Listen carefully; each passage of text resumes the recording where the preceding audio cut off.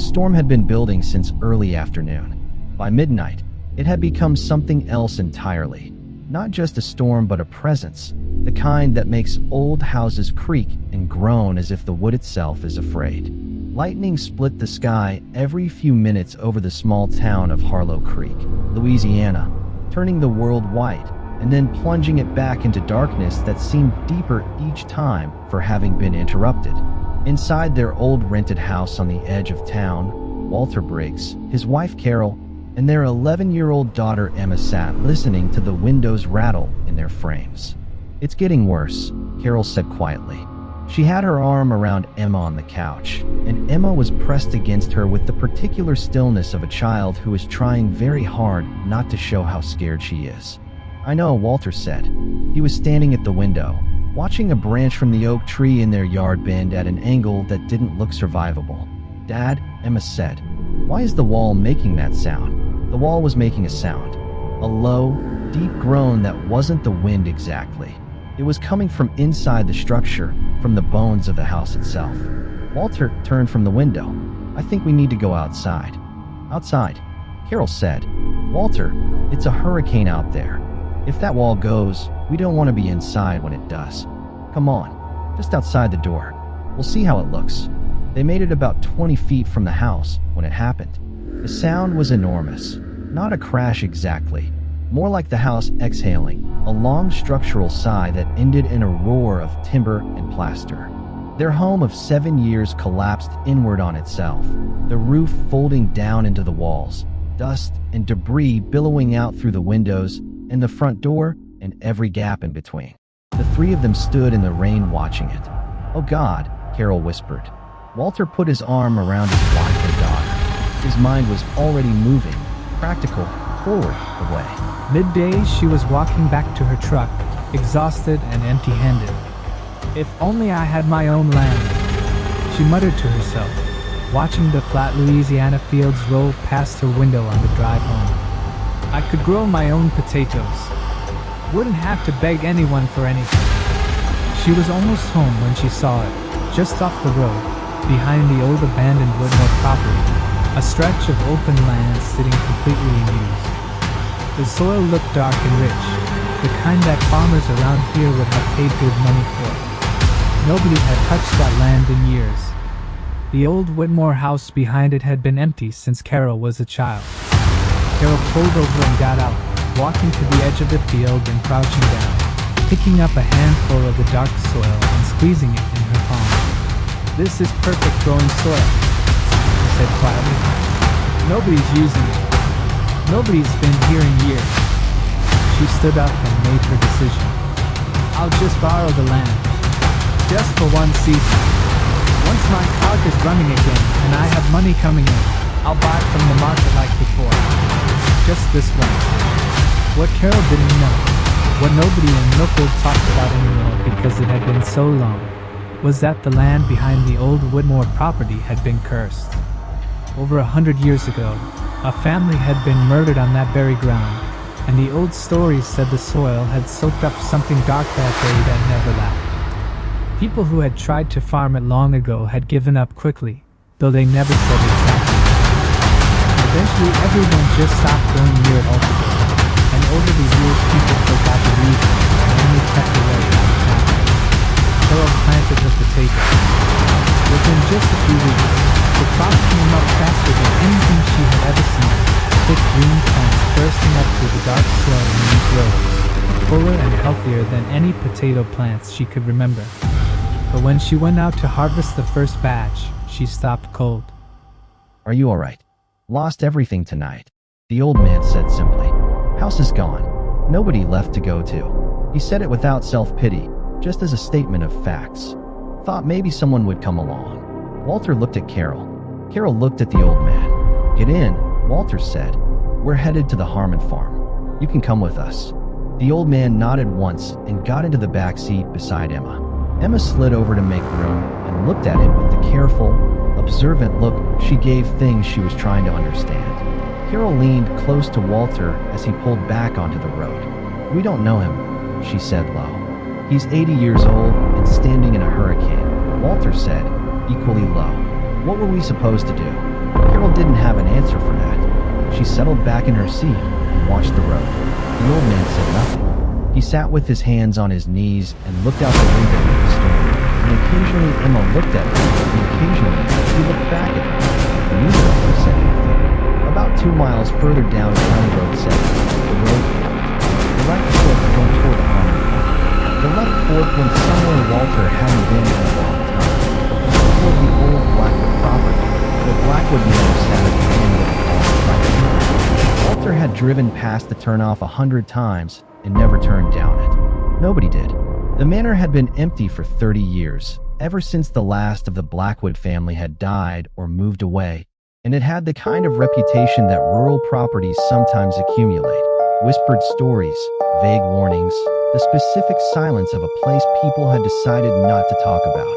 Left, the old man said. Walter frowned. Excuse me. The right road's flooded. Half-mile up. Saw it on my way here. The old man's voice was still that same quiet, perfectly audible clarity. Left road goes around to the back of the Harmon property. Longer, but passable. Walter hesitated. The left road led past Blackwood Manor. Walter, Carol said. I know, Walter said. He turned left. The trees closed in on both sides immediately, the way trees do on old roads that haven't been regularly traveled. Branches reaching across the lane from both sides, almost touching overhead. The headlights caught them in the rain and through shifting shadows. After about half a mile, the driveway appeared on the right. A gap in the trees, 2 old stone pillars, and beyond them the outline of Blackwood Manor against the lightning-lit sky. It was enormous.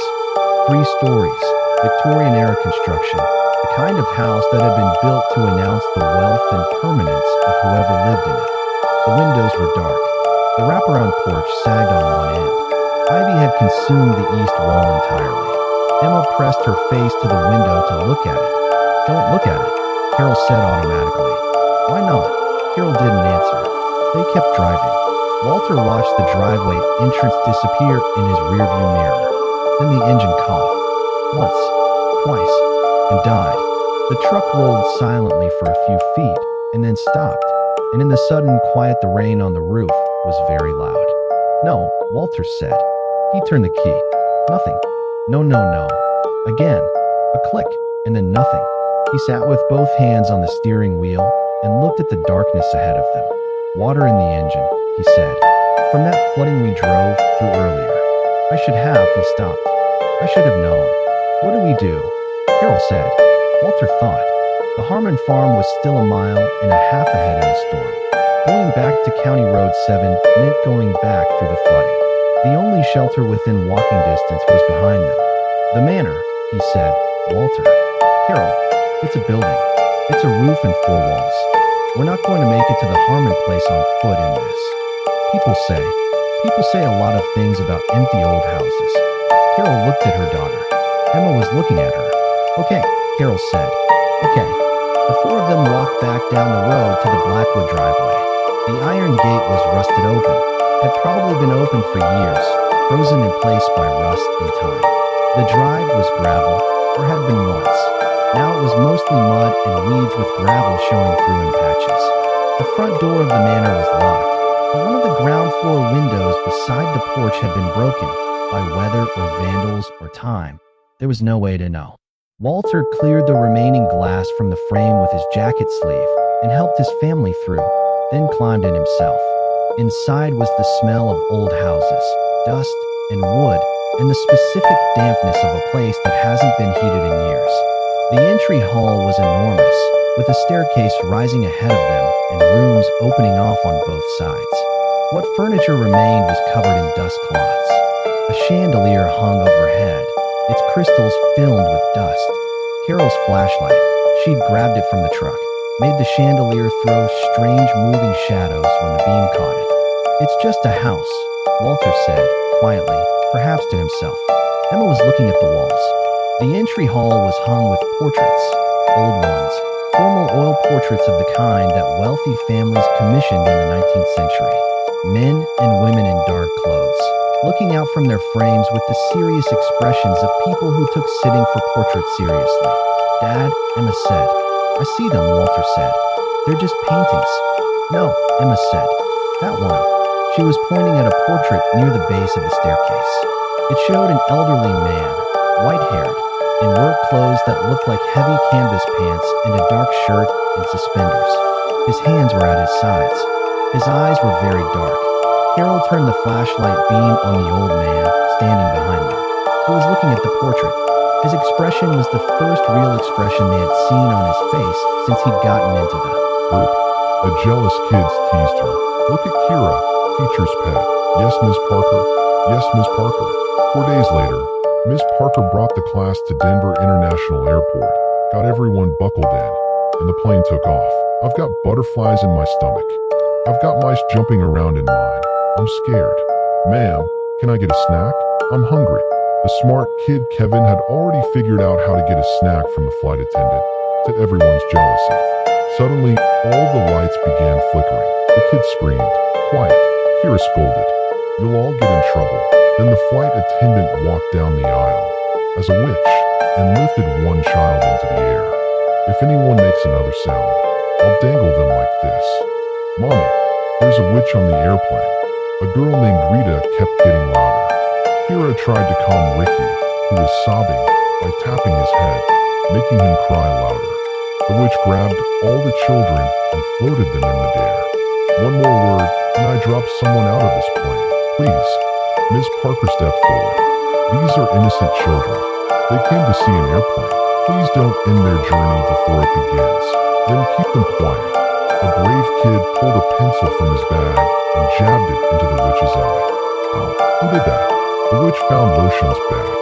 She slammed him down. He went unconscious. Miss Parker confronted her. "What kind of heartless person are you? Why are you doing this to innocent children?" "I want revenge for what people did to me." "What do children have to do with that?" "Everything. A year ago, I was a flight attendant on this very airline. My dream job. Then I had a baby, stayed home for a while, and when I came back, terrorists hijacked our plane. I single-handedly saved every passenger. I held a gun to their heads and got the plane landed safely. Then one terrorist shoved me and shot me. I bled out on that runway. I begged for help. No one came. And I had just left my baby at home. Home that morning, my tiny baby, alone. I decided, since these people made me suffer for my child, I would make them suffer for theirs. Ms. Parker listened quietly, then said, "You have a mother's heart. Look at these children bleeding. If your baby were here, what would you want someone to do? Just like your child needs you, every one of these kids needs their parents." The witch stared at the crying children. Something shifted. "You're right. I'm sorry. I'm so sorry. Thank you for understanding. I think it's time to go." "Wait, witch lady. Before you go, can you show us how the airplane works?" The witch laughed softly. She gave them the most amazing aerial tour they'd ever imagined. All the children cheered. Then she disappeared at peace. 5. The Bathing Witch of Maplewood. Maplewood Village, Tennessee was old-fashioned. No bathrooms, no proper roads, while every neighboring town had modernized. Every morning, the village women bathed in the river. 5 or 6 women were there one day. Where's Vera today? Sleeping, probably. That girl sleeps like the dead. I really don't like bathing out in the open like this. Me neither. But what can we do? A crow flew over and dropped something on Grace's head. Everyone burst out laughing. That's exactly why I hate bathing outside. Meanwhile, 2 town troublemakers, Nate and Dale, were hiding behind bushes, spying. "Look at these women, man. Let's get closer." They moved forward, and the women spotted them. Sarah grabbed a bucket and smashed it over Nate's head. "Shameless. Disgusting. We're reporting you." The women chased them. Dale grabbed Mandy's wrist. "You want to bathe outside? This is what happens. Stop complaining." Nate pulled out a knife toward Grace's throat. Suddenly the sky turned dark. A storm rolled in, and in a whirlwind, a witch arrived, killed both men in an instant, and vanished. The women were confused. Who was this witch? The next day, Mandy told her husband, Mayor Steve. "Those men." His grandfather told him there was something on the land. He's been trying to sell the property for years, but nobody will buy it. Joseph's expression shifted. "I want him to know what happened here. I want the truth and the light. That's all. I've been here 90 years waiting for that." The fire Walter had been building in his mind, the protective anger for what you're doing to my family, banked itself slowly. That's all, he said. That's all I ever wanted, Joseph said. Just for someone to know. Walter looked at the portrait on the wall, a young man's face. Though it took a moment to see it as young, because the formality of the portrait and the darkness of the paint obscured it. A young man in his late 20s, with dark eyes and work clothes. He looked at Joseph standing beside him. The same face, 90 years older, and also not there at all. Okay, Walter said. He said it the same way Marcus would have said it. Simple, direct, committed. Okay. They spent the rest of the night in the manor's front sitting room, which had a fireplace and enough old wood stacked beside it that Walter was able to get a fire going. Joseph sat in the corner, and sometimes he was visible, and sometimes he wasn't, and Emma watched him with her careful eyes, and Carol sat close to Walter and didn't say much, and the storm gradually wound itself down toward morning. When gray light began to come through the boarded windows, they walked the mile and a half to the Harmon farm. Bill Harmon, who had known Walter for 20 years, opened the door immediately and got them inside and made coffee and asked no questions that couldn't wait. 3 days later, when the roads were clear, Walter drove to the address he'd found in the county records for Richard Blackwood. Richard Blackwood was 64 years old and lived in a neat brick house in the better part of Harlow Creek. He answered the door in a bathrobe and looked at Walter with the wariness of a man who has been approached. Looked at Nathan. She did not look surprised. She did not look afraid. She just sat very still with her hands folded on the table and waited. Who are you? Nathan said. His voice was steadier than he expected. Those men in the newspapers, he said. Daniel Webb, the others. Was that you? Serena was quiet for a moment. Then she said in a voice that was not quite her voice. A voice that was slightly too deep and slightly too old. They served their purpose. Nathan pushed his chair back from the table. What is inside you? He whispered. What is that, baby? Serena stood up slowly. As she rose, the lights in the room began to flicker. The temperature dropped so fast that Nathan's breath became visible. The shadows in the corners of the room began to move, sliding along the walls like living things with their own intention. When Serena spoke again, it was no longer her voice at all. It was something that had never been human, saying words through a human mouth. Something this world has never seen. It said, and you, Nathan Cole, were chosen to bring it here. Nathan turned and ran for the front door. It slammed shut before he reached it with a force that shook the walls. He tried the back door. Sealed. Every window. Sealed. He ran from room to room in a house that was no longer his as the shadows on the walls grew thicker and the temperature continued to drop. And from the living room, Serena's voice followed him through every wall, saying his name over and over in that ancient hollow tone. Nathan made it to the basement and got the door locked behind him. He sat on the cold concrete floor with his back against the wall and his phone in his shaking hands and called Father Joseph. The phone rang twice. Father Joseph picked up, and before Nathan could speak, the old priest said quietly, I have been waiting for your call, Nathan. Nathan told him everything in a rush. Father Joseph listened without interrupting. When Nathan finished, there was a brief silence, and then Father